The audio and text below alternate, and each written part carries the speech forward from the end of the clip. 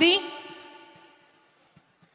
హరిజనులు, అదేవిధంగా కూచిపూడి నృత్య ప్రదర్శనలు, తింసా నృత్యాలు, ఇలా అంగరంగ వైభవంగా సాంస్కృతిక కళాత్మక రూపాలతో గౌరవ ఉప ముఖ్యమంత్రి వర్యులు వారికి స్వాగతం పలకడం జరుగుతోంది. గట్టిగా చప్పట్లతో, కళాకారులతో వారు కూడా నేరుగా పాల్గొని సాంస్కృతిక కార్యక్రమాలతో వారు అందరూ కూడా వారిని ఎంతగానో ఎంకరేజ్ చేస్తున్నటువంటి సందర్భం మనం చూస్తున్నాం. తింసా నృత్యం మన అందరికీ తెలుసు.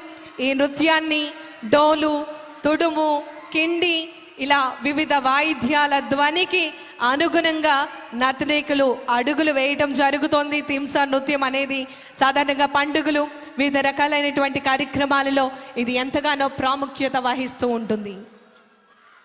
సంక్రాంతి అనగానే మన అందరికీ గుర్తొచ్చేది హరిదాసులు.